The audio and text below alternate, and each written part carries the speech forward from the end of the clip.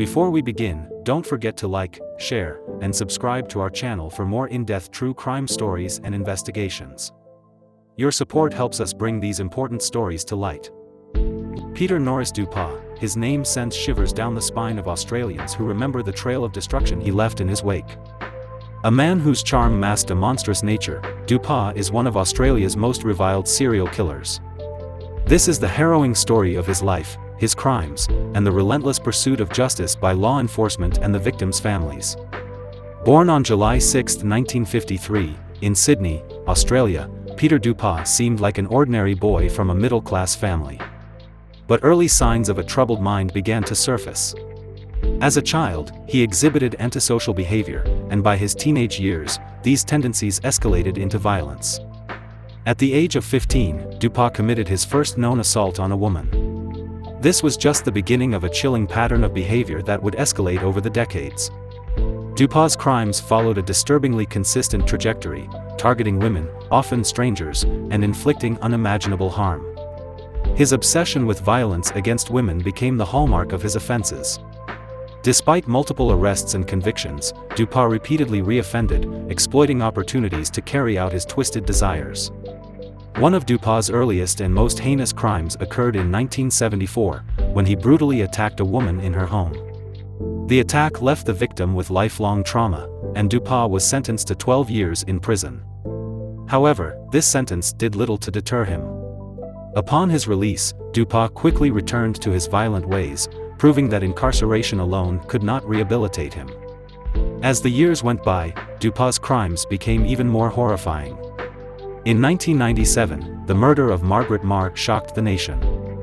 Margaret, a 40-year-old sex worker, was found brutally murdered, her body mutilated in a manner that reflected Dupas' signature. This was the first known case where Dupas' crimes turned fatal. But Margaret Marr was not his only victim. In 1999, Nicole Patterson, a 28-year-old psychotherapist, was found dead in her Melbourne office. The crime scene was horrifying, with clear signs of Dupas' violent and sadistic tendencies. Investigators worked tirelessly to connect Dupas to the crime, using forensic evidence and witness testimonies. Their efforts paid off, leading to Dupas' conviction and a life sentence.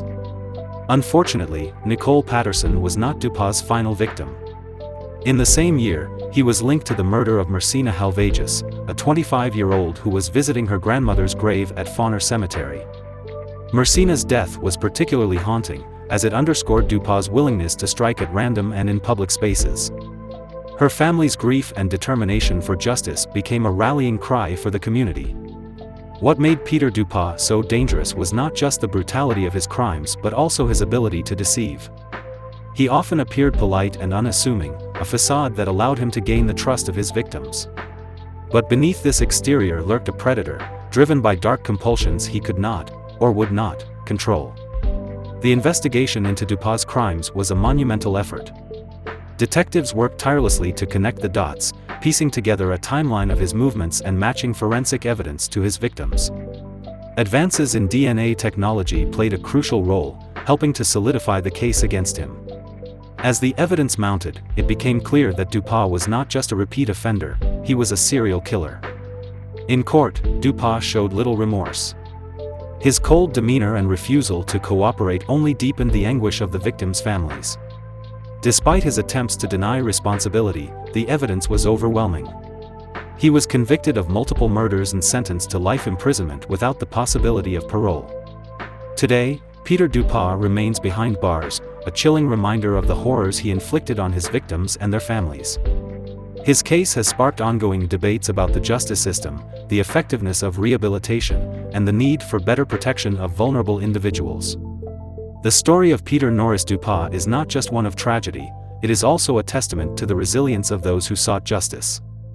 The families of his victims, the investigators who pursued him, and the communities that rallied together all played a part in ensuring that Dupas would never harm another person again. As we reflect on this case, let us remember the lives lost and the impact of Dupas' crimes. Let us honor the memories of his victims by continuing to advocate for safety, justice, and the support of those affected by violence. Thank you for joining us as we revisited this haunting case.